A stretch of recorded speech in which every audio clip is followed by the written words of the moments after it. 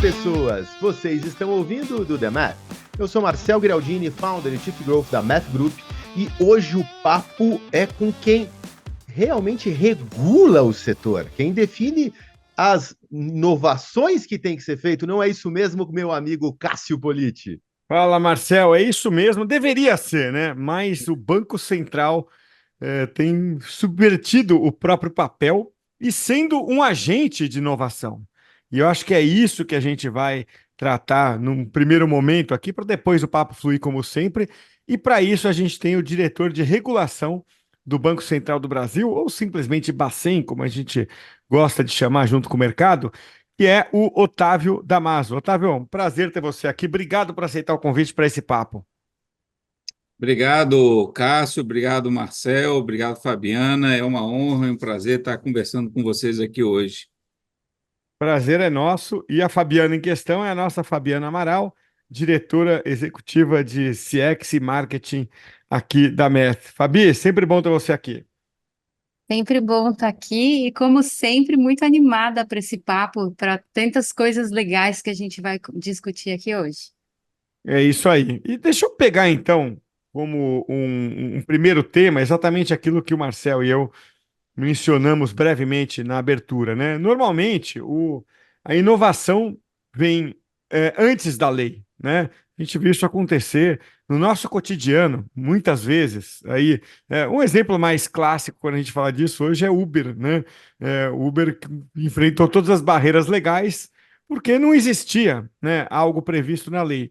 Trazendo para o nosso mundo aqui de tecnologia, o Bacen muitas vezes é o agente que traz inovação, mesmo sendo ele, né, Otávio, o controlador do sistema. O que motivou o Banco Central a entrar nessa agenda de inovação?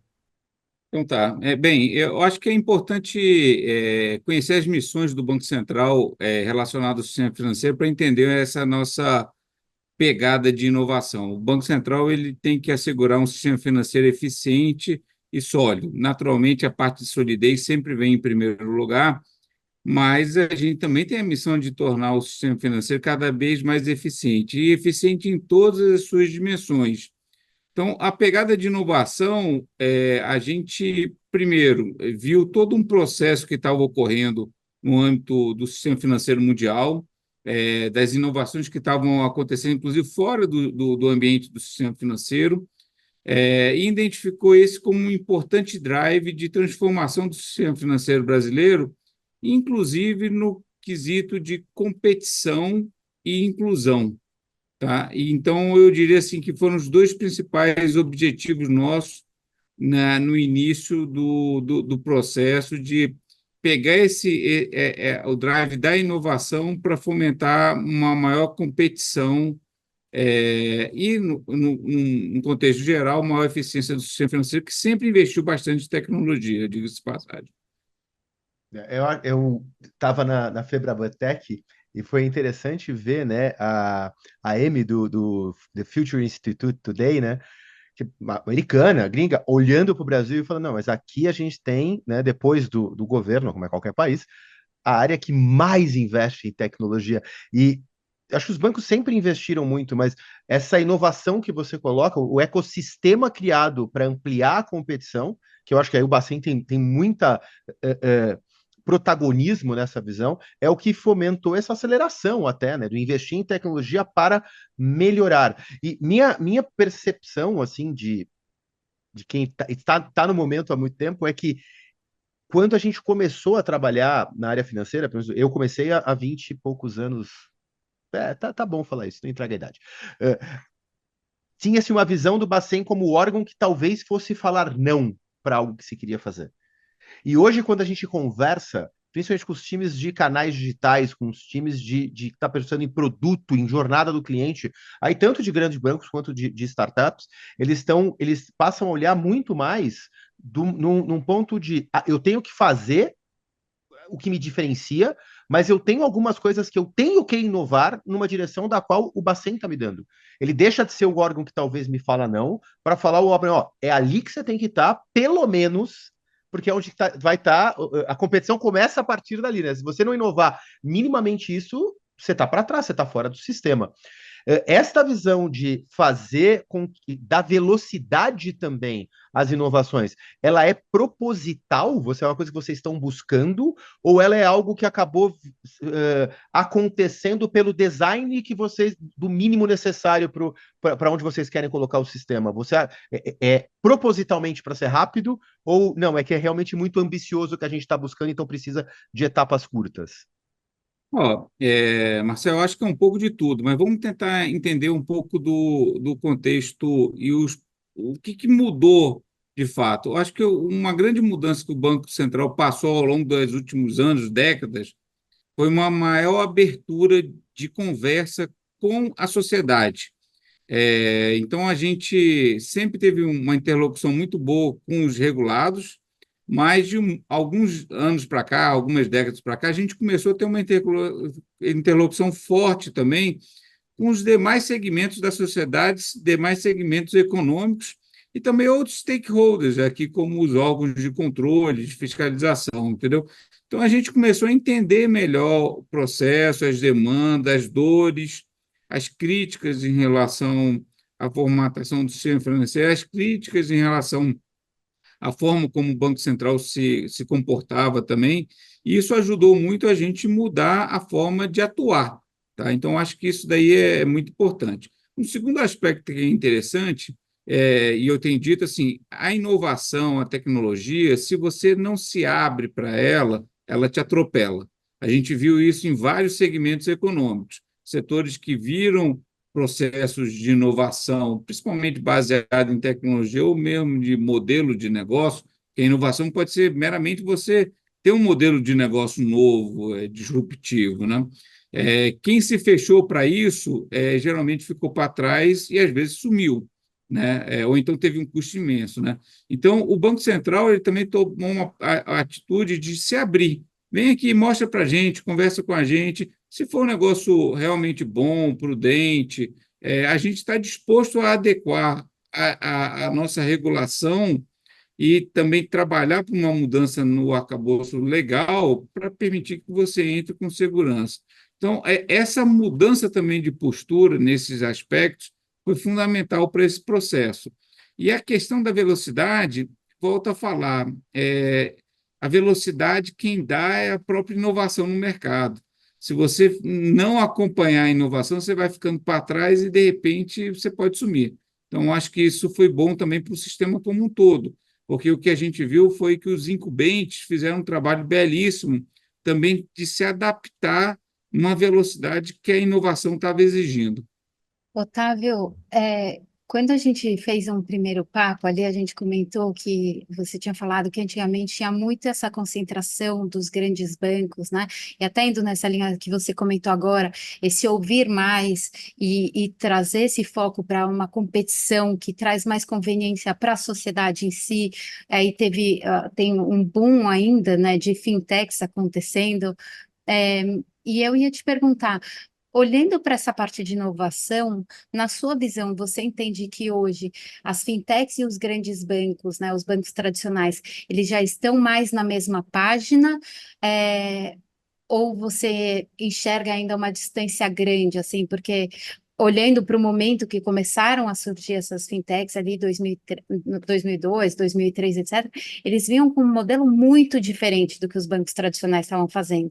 E os bancos, eles foram impulsionados muito positivamente a correr atrás, para não ficar para trás, né? E hoje, olhando na sua visão, você entende que essas fintechs, que os bancos grandes, eles já estão acompanham mais essa parte de inovação nas fintechs?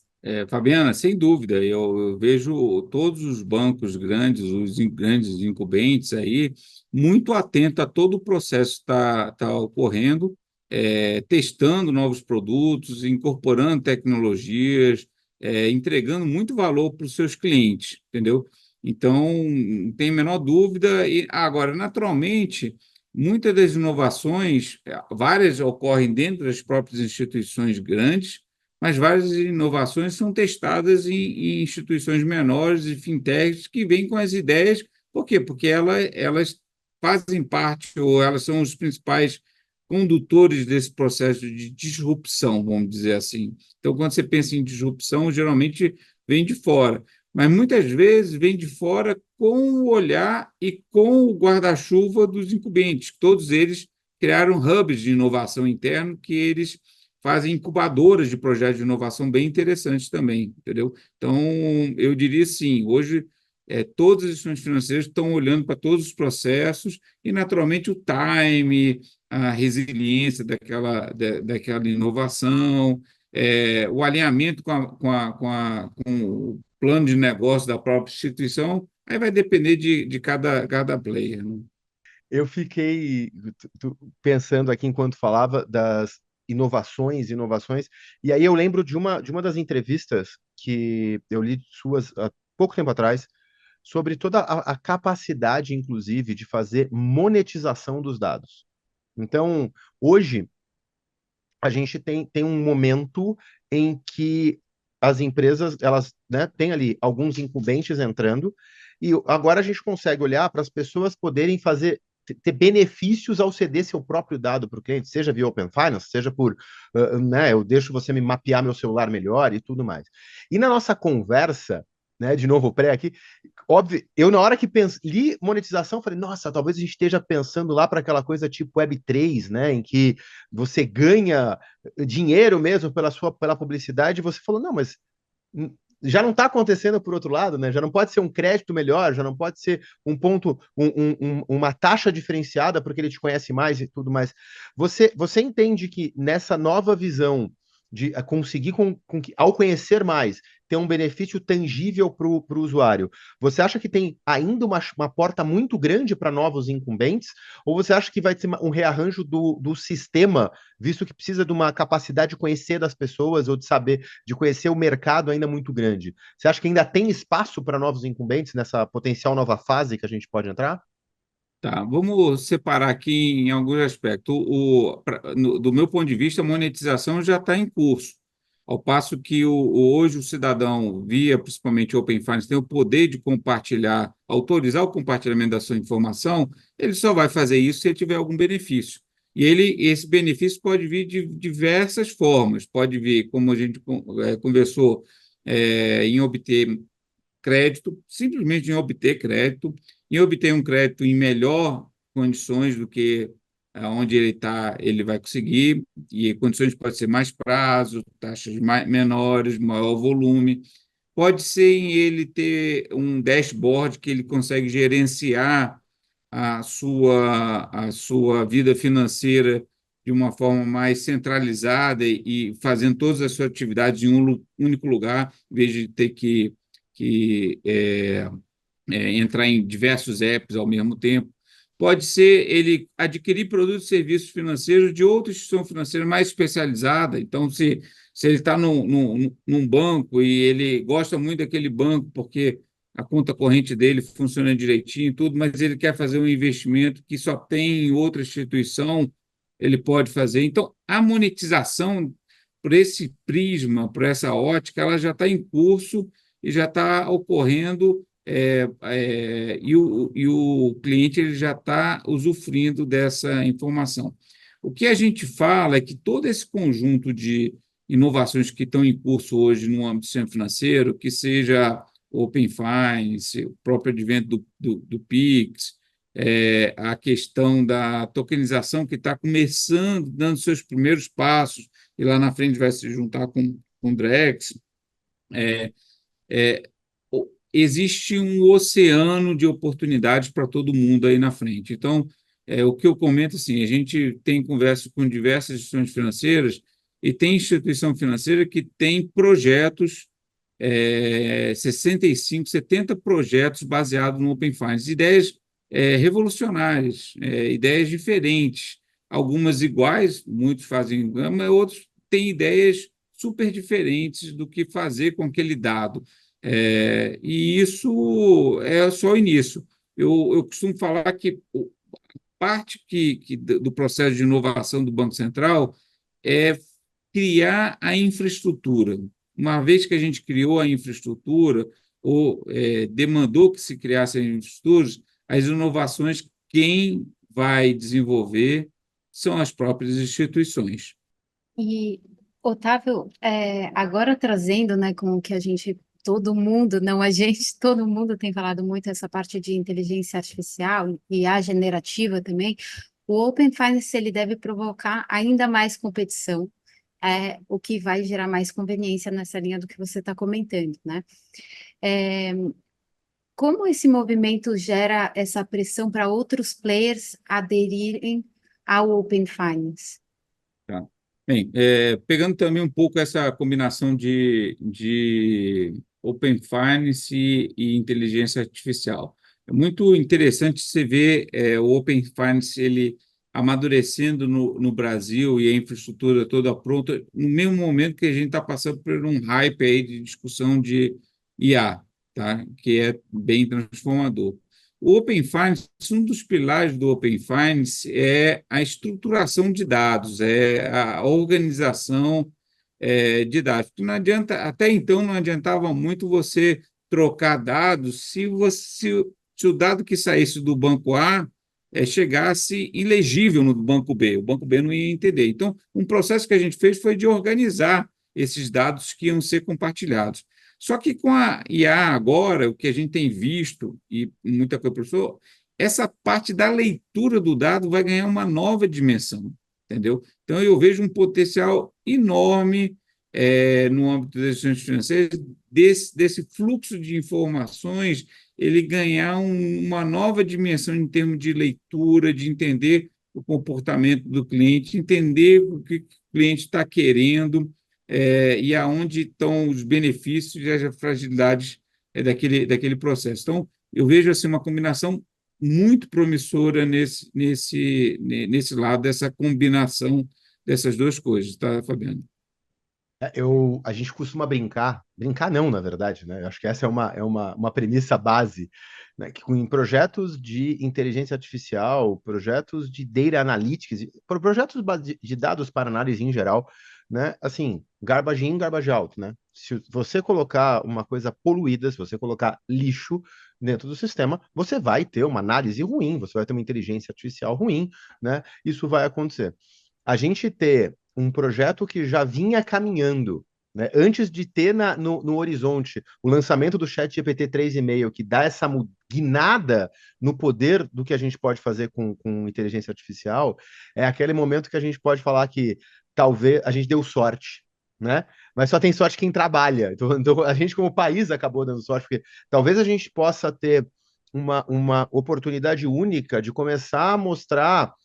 E aí eu acredito, eu queria agora, até fugindo um pouco do nosso roteiro aqui, queria te perguntar se você acredita, mas eu acredito que o Brasil talvez tenha uma chance ímpar de poder começar a mostrar cases para o resto do mundo falar, não, eles estão muito adiantados e é a gente que vai ter que seguir vocês. Porque eu conheço poucos cases de Open Finance que eles chegaram a um nível de estruturação e troca de conhecimento tão profunda, tá tudo tão pronto e a gente já tem um sistema que entrega tantos serviços, né? Se a gente pode pegar lá, você citou da UK, eu fui olhar o case da UK depois, eles até têm um case muito bonito de interoperabilidade, mas eles não têm a gama de serviços que a gente tem. Então, acho que a gente acabou fazendo um trabalho de engenharia de dados base, que nos coloca numa situação de ter um ecossistema ímpar no resto do mundo, agora que o ecossistema de dados é tão importante por causa da OpenAI. Você hoje, como quem está no órgão regulador, você também enxerga que a gente talvez tenha uma vantagem competitiva ímpar a partir de agora com o resto do mundo, ou talvez seja mais coisa de torcedor aqui meu, de achar que agora vai? Não, então, acho que combina um pouco de torcedor e um fato, né? Agora, o processo de inovação, ele é em ciclo também, né? Então, hoje a gente talvez esteja na vanguarda num ou no outro assunto, amanhã quem for trabalhar em cima dessa temática já vai partir de uma base que o Brasil teve e tentar melhorar essa base. Então, quando a gente olha mesmo na questão do Open Finance, e a origem assim, do que a gente olhou para valer foi o Reino Unido, a gente olhou o que o Reino Unido estava fazendo de revolucionário naquela época, então ele era o inovador naquela época e falou assim, bom, vamos fazer isso e vamos fazer mais um pouco. quem vem para frente provavelmente também vai olhar. Então, é importante a gente sempre estar nesse processo de atualização. Eu diria que, no contexto, a gente tem o Pix, que foi um modelo que o mundo inteiro olha e fica impressionado e quer copiar, e poucos países têm. Você tem o Open Finance, que a gente olhou para o Reino Unido e olhou para outras experiências e fez e tentou fazer um pouco mais, e hoje eles estão lá olhando para fazer mais. E tem o Drex, que a gente também saiu, de certa forma, na frente nessa ideia, principalmente de fazer esse casamento da CBDC pura, olhando muito mais para uma discussão de tokenização do que uma discussão de pagamento. E aí eu acho que esse é um aspecto interessante. Assim, quando eu estava até olhando alguns casos de uso do Reino Unido para o Open Bank lá, e muitos dos casos de uso que eles relatam são casos de uso de facilitar pagamento. E o facilitar o pagamento, inclusive para fugir de FIIs, né, de tarifas, quando você olha para o caso brasileiro, você tem o Pix, você já superou essa fase, entendeu? O que a gente precisa, o que a gente está fazendo agora é um negócio um pouco mais além. Mas, no caso do Reino Unido, eles têm um olhar muito para facilitar pagamento, porque eles talvez não tenham um mecanismo ainda de pagamento instantâneo tão eficiente quanto o Pix. Mas é uma etapa do processo, e a evolução é assim. Hoje a gente cria uma coisa, para frente, se a gente ficar parado, a gente vai ser ultrapassado. Então, a gente tem sempre essa ideia para onde o sistema financeiro está indo, e volto a falar, o Banco Central em si, ele vê as inovações acontecendo, as ideias acontecendo, e abre um caminho para a discussão, e quando vê que aquilo dali tem futuro, aí abre a avenida inteira, pavimenta aquela avenida para o crescimento, e quem inova para valer são as instituições. Otávio, eu queria que você explicasse, até para quem nos ouve, porque você usou a sigla CBDC. Se você puder explicar um pouco para quem nos ouve o que do que se trata, eu acho que seria interessante, por favor. Ok. CBDC é Central Bank Digital Currency, né, que é a moeda digital emitida para o Banco Central. Ele é um projeto que praticamente os principais bancos centrais do mundo, cada um está desenvolvendo. Tem vários modelos em discussão.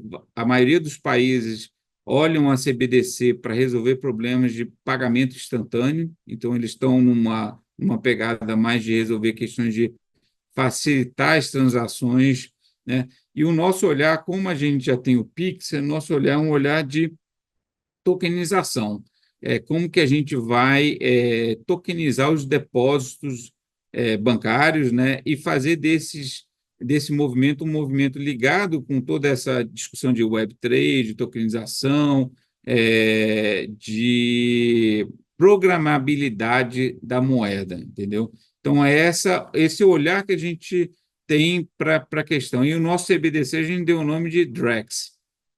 Uma outra pergunta nessa linha que é até uma curiosidade, né? Porque quando a gente olha, a gente sabe que o Pix, como vocês mencionaram aqui, levou o Brasil muito como inovação, né? Em algo que não são todos os países que ainda estão conseguindo fazer, etc. E o Pix, ele também, me parece que ele acelerou a bancarização ainda mais, sendo que a gente vinha, por exemplo, de uma época até, vamos pegar a pandemia, né, que tem estudos ali, quantas contas correntes o brasileiro tinha antes da pandemia e quanto ele passou a ter depois, né? E como que você vê isso em relação, que vocês olham bastante para os outros mercados, mas no Brasil a gente tinha uma deficiência nessa bancarização, perto de outros países você entende que isso vai ser um salto ainda mais rápido, sendo que já foi bastante veloz aqui no Brasil? Bem, eu vou falar em duas etapas aqui também, mas é interessante, Fabiano, porque o Pix e o Open Finance, eles se complementam nessa questão de inclusão financeira, tá? Bancarização e inclusão financeira, né?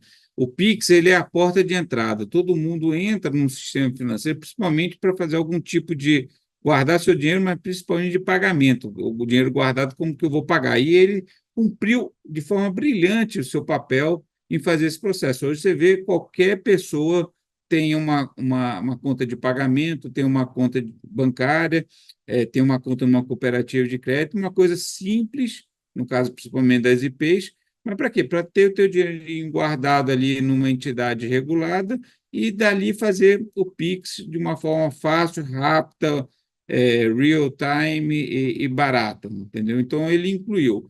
E o Open Finance, ele vai vir para falar o seguinte, bem, esse cidadão, ele entrou no sistema financeiro para fazer a coisa mais básica, que é guardar seu dinheiro e fazer um pagamento. Mas agora, com o Open Finance, ele tem chance de ir mais fundo no processo de inclusão financeira, que é, a partir desse mero histórico dele de depósito, né, seja numa conta de pagamento ou numa conta bancária, ele começar a adquirir outros produtos e serviços financeiros naturalmente adequados ao perfil dele, adequados às condições dele, enfim. Então, o Open Finance ele complementa o Pix nesse aspecto. Sem dúvida nenhuma, o Pix é o carro-chefe do processo de inclusão e o Open Finance vai ser o carro-chefe do processo da densidade a esse processo de inclusão financeira.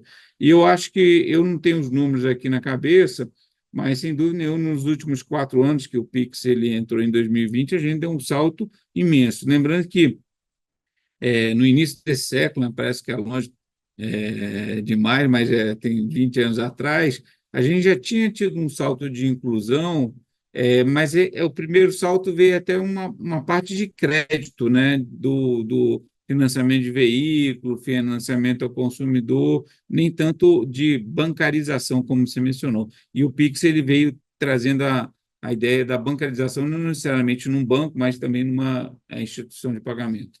Enquanto você estava contando a adoção do Pix, eu fui buscar uma lâmina que eu uso em algumas aulas aqui, porque eu acho que ela não é só ela não é só um sucesso como uma porta de entrada. Para mim, a velocidade, e eu gosto de pegar um dado oficial, um dado que está no site do Banco Central, com alguns dados pessoal que a estatista usa para comparar com rede social.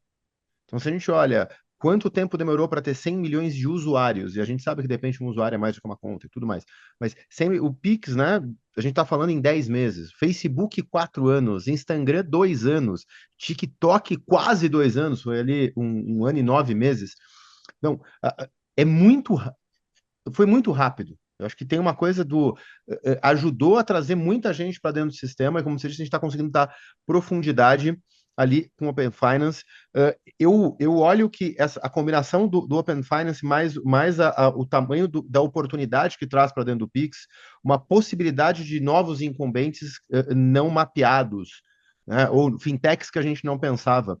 A gente até chegou a falar o nome de uma, né? Não estava alinhando, não tenho problema nenhum trazer aqui, que a gente falou, talvez alguma coisa tipo um guia bolso, né? Da pessoa ter um aplicativo que ajude ele em todas as finanças e também faça as transações, ele pare de entrar no site do próprio banco, né, no aplicativo do próprio banco, porque aquele aplicativo traz para ele uma completude do dia a dia ainda maior. Então, acho que a gente está vendo aí, né, assim, o Drex ainda poderia deixar ainda mais barata, né, e mais confiável as transações digitais. Então, tem um ecossistema de que a gente continua tendo essa inovação, né, ainda por um bom cenário de tempo, com ou não novos incumbentes. Você acha que a gente vai ter já teve ali a briga de ter a melhor posição para se abrir a agência? Você acha que agora a gente vai começar a ter uma competição para ter o aplicativo mais completo, que mesmo se eu não puder ser o seu banco principal, eu consiga ser o seu aplicativo principal e isso trazer novos players até para o mercado? Você acha que a competição caminha para esse sentido?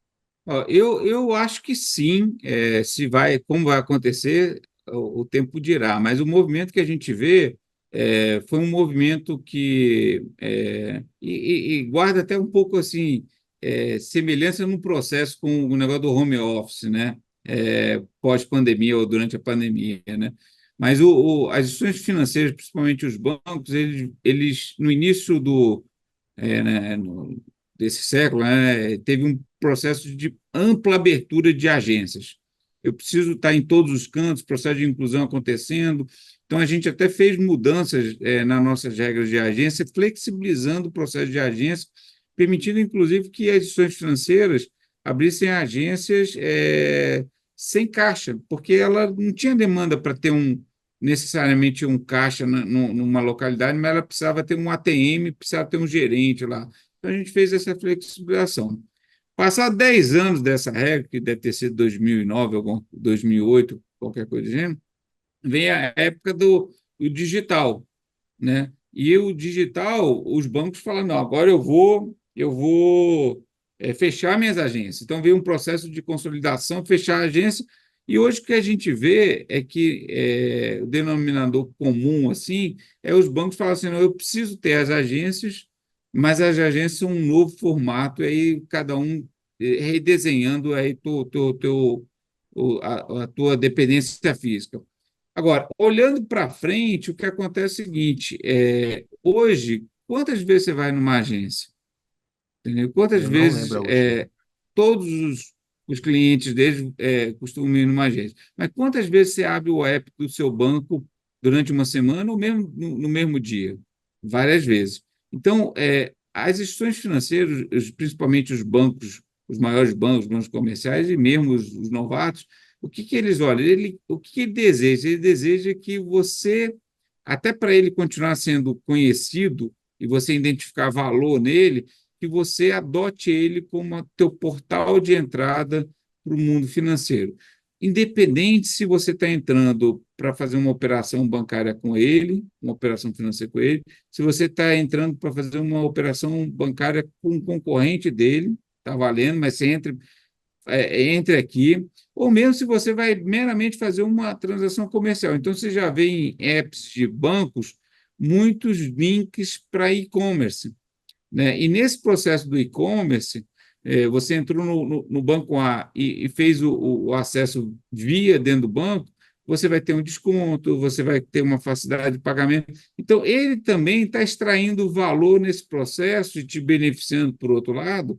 Ele está sabendo qual é o teu tipo de consumo, ele vai estar te oferecendo uma linha de crédito ou mesmo oferecer uma linha de crédito fazendo negócio com o e-commerce propriamente dito, entendeu? Então, Uhum. as coisas mudam muito rápido hoje em dia, né?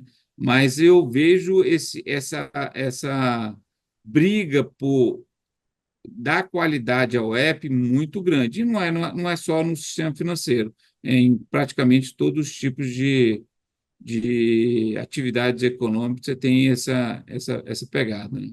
Deixar Aqui, uma curiosidade aqui para os nossos ouvintes, rapidinho, Fabi, que na linha do que o Otávio trouxe, né, da competição não está mais só ali, apenas na agência, naquele serviço, no lançamento do iPhone 15, o maior vendedor de iPhone do Brasil durante um bom tempo foi o Itaú.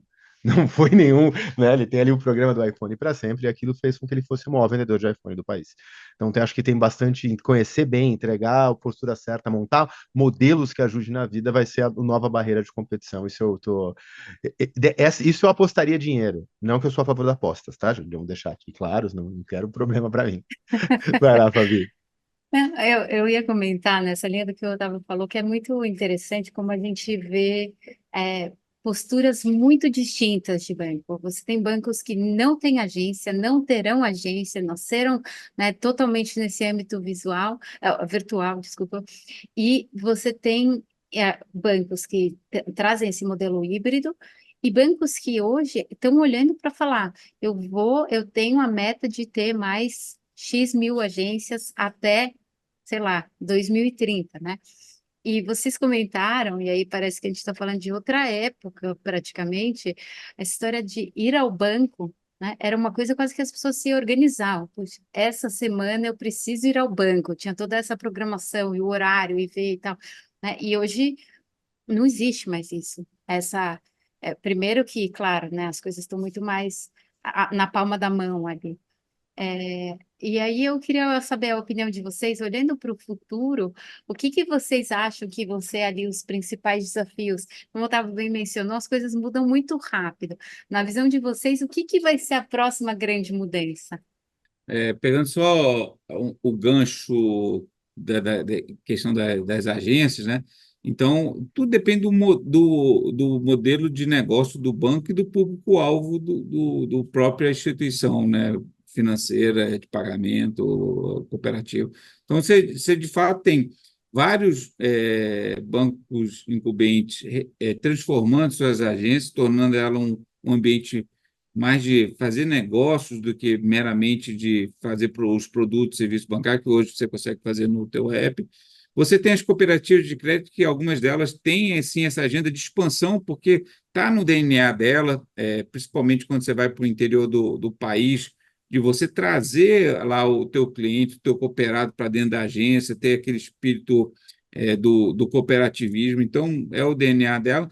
E você tem até instituições que nasceram digital, diziam que iam continuar 100% digital, mas em algum momento resolveram criar lá algum ponto de encontro, porque sentiu necessidade desse processo. Então, são modelos de negócio, e esses modelos, eu acho que não é ferro e fogo, eles vão se adaptando conforme as coisas vão se transformando.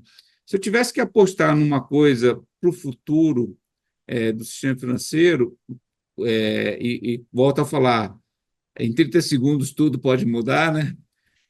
Mas eu apostaria no seguinte: a tokenização é um negócio que eu vejo com muito, muito promissor para frente, entendeu? Vai ser para o ano que vem, vai ser para daqui 2 anos, eu não sei te dizer, mas as coisas que têm chegado para o Banco Central em termos de casos de uso, de aplicação, de transformação, e a gente tem tido uma postura muito aberta de falar assim: a gente tem que olhar para esse processo e identificar quais intermediários ou vão ter que mudar, ou vão ter que se transformar, ou vão sumir, porque esse processo ele traz aí várias questões de conciliação, de auditoria, de informação que a gente vai repensar, talvez, a estrutura de toda a cadeia do sistema financeiro para frente. E talvez tenha que surgir outros também, entendeu? Mas dentro desse processo, que talvez seja a etapa que a gente está agora indo para o 100% digital, até então a gente estava transformando o nosso mundo analógico no digital. E aí você ficava com um pé aqui e outro no digital, falando que... E agora parece que tudo vai virar digital, até ativos digitais, né? Então a gente já está nessa...